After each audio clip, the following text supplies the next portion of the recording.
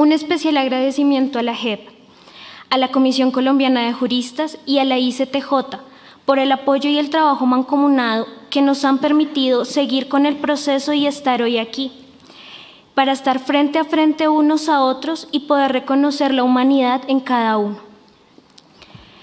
Me presento, soy Angie Daniela Arandia Ospina, soy hija del geólogo Gerardo Alberto Arandia Valentín. Quiero iniciar hablándoles sobre el perdón. He estado leyendo, buscando qué significa, qué hay dentro del perdonar. Y encontré algunas cosas de una persona que se llama Raquel Lemos, en donde ella mencionaba que dentro del perdón no significa darle la razón al otro, significa liberarse de las ataduras de la amargura. También el hecho de que el perdón es una decisión completamente personal e independiente, que ayuda a liberarse de las ataduras de la amargura. Perdonar tampoco es justificar al otro, tampoco es olvidar, y eso no significa guardar rencor. Y no es minimizar el dolor, es sanarlo, es liberarnos de alguna manera de algo que nos pesa en el corazón. Yo me siento recogida con esto y llevo haciendo un proceso personal para poder enfrentarme a mí misma, conocerme, entender y hacer las paces con mi historia y lo que me ha construido. Y lo que me ha construido en medio de la incertidumbre de no saber de mi papá. Para perdonar, para perdonarlos, para poder sanar. Pero también leí algo que me llamó mucho la atención y que para mí es muy importante. Y es que perdonar te hace cerrar el pasado. Y aunque yo de corazón hoy puedo decirles que los perdono sin justificar lo injustificable, lamentablemente yo no puedo cerrar el pasado porque mi historia tiene un vacío muy grande, que es todo lo que tiene que ver con quién fue mi papá, porque su historia es mi historia. A mi nombre, y considero que a nombre de muchas otras víctimas y familiares de víctimas, les solicito se reconozcan los tratos indignos, la tortura, no solo la física que pudieron haberles infringido a nuestros familiares en cautiverio, sino la tortura psicológica que ellos vivieron y que nosotros desde la lejanía en esta selva de cemento hemos vivido. A mi papá le quitaron la vida y a veces imagino cómo sus días en cautiverio pudieron ser como una muerte en vida, porque le arrebataron su nombre, su historia, sus vivencias, su rutina, su libertad, y nos negaron la posibilidad de conocernos, de compartir, hasta de una prueba de supervivencia o tener algún tipo de comunicación. Yo recuerdo mucho a mi abuela paterna, Rosa María Valentín. Ella siempre se trasnochaba para poder enviarle un mensaje a mi papá por las voces del secuestro. Y yo me pregunto, ¿acaso mi papá en algún momento habrá podido escuchar uno de estos mensajes? ¿Acaso en algún momento también nos habrá podido escuchar a mi mamá y a mí? ¿Habrá tenido la certeza de que jamás dejamos de buscarlo y de esperarlo con los brazos abiertos? Esté donde esté mi papá, ¿qué habrá pensado? ¿Qué habrá sentido?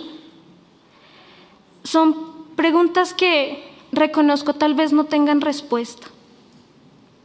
Pero señores comparecientes, a ustedes aquí presentes y a los mandos medios y a los rangos bajos en todas las ETCRs, les pido que se pongan en mi lugar y en el de todos aquellos que estamos buscando saber de nuestros familiares y piensen en mi papá, como en los cientos o miles de personas con las que pudieron o tuvieron que compartir en medio de la guerra.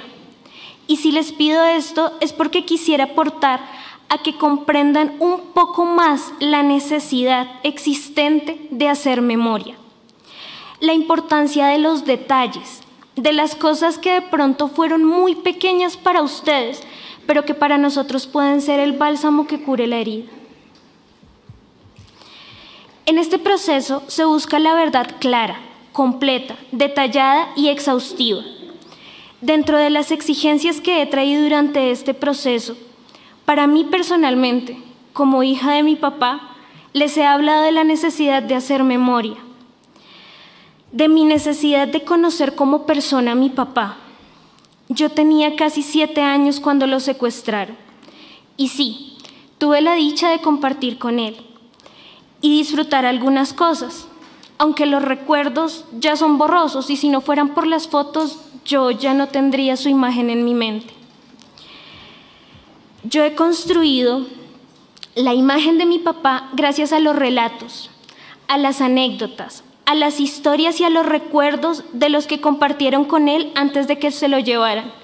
Yo deseo y les pido que en el compromiso que tienen y como acto restaurativo, y principalmente a usted, señor Milton Toncel, que encuentre a ese alguien que sepa, que haya escuchado, que haya compartido con mi papá y me permitan seguir creando memoria de él, que me permitan conocerlo, que le permitan a mi niña interior de 7 años sanar el vacío de no tener a su papá.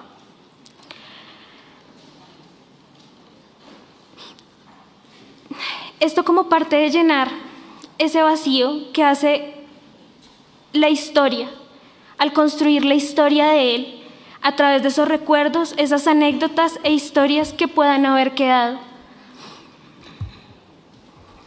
La camaradería que ha existido con sus subalternos, el cariño y el amor que creció y pudo haber existido en medio de la guerra, tiene que ser pilar, tiene que ser un motivo, fortaleza y confianza entre ustedes, para que en este momento sigamos todos el mismo camino hacia una reconciliación y hacia un perdón. No solo un perdón de víctimas a victimarios, sino un perdón interno que nos permita sanar esta herida colectiva que históricamente ha construido a Colombia. La verdad es la base para esta sanación. Y puedo reconocer que lamentablemente la memoria de muchos de nuestros familiares no se encuentre presente en sus mentes. Pero como ya se ha dicho antes, la guerrilla no son solo sus comandantes, sobre todo son sus combatientes, sus subalternos, todos los de los rangos medios, los exguerrilleros de base y los milicianos que también deben contribuir. Pero ustedes son el ejemplo. Así que les pregunto, ¿se han abierto a hablar con todos ellos y ellas? ¿Ellos y ellas reconocen una voluntad sincera de ustedes? ¿Han hecho ustedes lo suficiente para que todos ellos y ellas comprendan lo que significa e implica este proceso? Esto no es solo un paso más para no ir a la cárcel.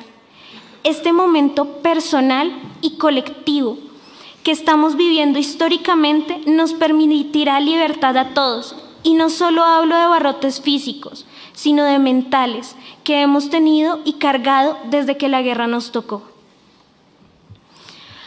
Averiguar por el pasado tiene otro fin en este momento. No se puede dar continuidad a la incertidumbre. La paranoia, el desconocimiento, el ego o la falsa valentía que pudo haber existido ya no conllevan a las repercusiones que antes tenían. Señores exmilicianos, comparecientes o personas que estén en el proceso o no, pero que tengan información en sus memorias de nuestros desaparecidos. Puede que hayan cosas que por vergüenza o temor en su momento no se hayan hablado o no se hayan divulgado, porque tal vez no eran las órdenes que ustedes tenían, o que el simple hecho de hablar les hubiera podido costar su vida. Pero por favor recuerden que los tiempos han cambiado. Y señores del secretariado, quiero que se comprometan con todos nosotros a que este mensaje realmente llegue y quede claro, desde el amor, desde la comprensión, desde el entendimiento y desde ese cariño que se han tenido unos a otros. También me quiero dirigir al campesino o en general al ciudadano que pueda tener algún tipo de información. Ustedes pueden entregar información a la unidad de búsqueda. No habrá vinculación judicial con el proceso. Esto es humanitario y no es solamente por nosotros, los familiares de desaparecidos. Esto es como parte de una sanación colectiva que tanto merecemos. Señores del secretariado, en sus ideales ustedes en algún momento buscaron hacer el bien para los más necesitados. Ahora es importante que tengan en cuenta que no se puede seguir estratificando el dolor y mucho menos la verdad. A esas personas que hoy, al verlos con su caminado lento, cansados de la tercera edad, a esas personas que hicieron tanto daño, hoy les digo que uno para poder vivir tiene que perdonar. Porque sé que las enfermedades y el sufrimiento de mi padre lo fui analizando y lo fui llevando. Sé porque él nunca los perdonó. Hasta el último día de su muerte, nunca los perdonó por lo que le hicieron. En cambio, yo sí los perdoné. Para poder vivir y sentir amor por alguien, para poder criar mis hijos y poder ser ejemplo de ellos, toca perdonar, porque no veo un ser humano que sienta odio por otro y después sienta amor por otro. O sientes odio o sientes amor. Por lo tanto, yo los perdoné. Aunque eso no quiere decir que este caso quede cerrado por eso y que yo vaya a olvidar lo que hicieron. ¿Sí? Perdonar significa sacar de tu corazón toda maldad o todos malos pensamientos. ¿Qué tal?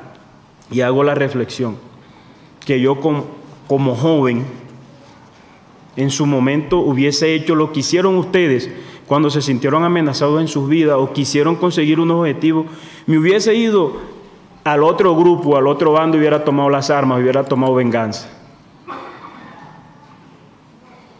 No, mi arma fue una hoja de papel y un bolígrafo y decidí estudiar en memoria de mi hermano. Yo vengo hoy con la esperanza de que ustedes, todos aquí presentes, pongamos nuestro corazón en este proceso para transformar un Estado que necesita un país en paz, con justicia social, con amor, con armonía. No lo hago despectivamente, lo hago con el mejor cariño. Sus rostros cansados por el accionar de la guerra serán ejemplo de bien si en los días que nos quedan actuamos juntos por la transformación del Estado por un mejor país con justicia social, paz y progreso. Señor Pablo Catatumbo y todo el conjunto de comparecientes, recordar que la última gestión que hice yo buscando mi liberación, como he venido hoy a hacerlo, fue una carta que dirigí al 29 Frente de las FARC y me di la osadía, por así decirlo, de llegar hasta donde estaba el comandante Javier, que fue quien me retuvo hace 22 años. En esa carta manifestaba yo unas condiciones y a cambio ofrecía mi perdón. Hoy, escuchando su solicitud de perdón, mi familia y yo creo que estamos seguros de poder perdonar. En el entendido de que hay una parte del compromiso más que es ayudar a explicar, a entender, a deshacer, a desdibujar, a descontextualizar ese mal nombre que se sembró, esa tela de juicio y que estos 22 años me han tenido secuestrado. Hasta el punto de que se dice aún que no fue un secuestro, sino un autosecuestro, por lo que incluso también fui perseguido por paramilitarismo. Entonces, Mi penalización creo que ha sido 3 o 4 veces, porque tampoco he tenido mucho apoyo del gobierno, a excepción de este momento que nos han brindado. A las 10 de la noche, cansado de caminar, con hambre, sudando, pasando el río Opón, le digo al comandante: ¿usted por qué me lleva si vamos a hablar? Y dice: no, es que el secretariado necesita conversar unos temitas con usted. Y no me dijo más. Para no alargar el cuento, duramos 40 días. Uno de secuestrado, porque yo, por ponerlo en términos de hoy, tengo la fortuna de mi Dios y no sé si agradecerle a Dios o agradecerle a Pastor que no me mató, porque para esa época pues era el poder de mi Dios y el poder de Pastor. Ya la doctora Julieta lo había dicho, que se abrogaron esa situación. Señores del secretariado, yo sí los perdono, pero no porque se lo merezcan. Se los perdono para no seguir yo secuestrado, para yo liberarme de eso. ¿De qué depende que ustedes logren el perdón verdadero? Que sigan ahí. Y en medio de que no los quiero, y en medio que me dificulte estar con ustedes, yo sí quiero agradecerles que hayan firmado el acuerdo de paz.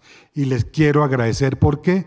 Porque ustedes le están dando ejemplo a esos otros bandidos que están en el monte de un lado y del otro, que echar plomo no es negocio, que echar plomo trae estas víctimas, que echar plomo produce una tragedia familiar. Yo espero que con ese ejemplo de ustedes, los bandidos que están allá, y como me dijo Timochenko, los que se fueron eran los que se tenían que ir.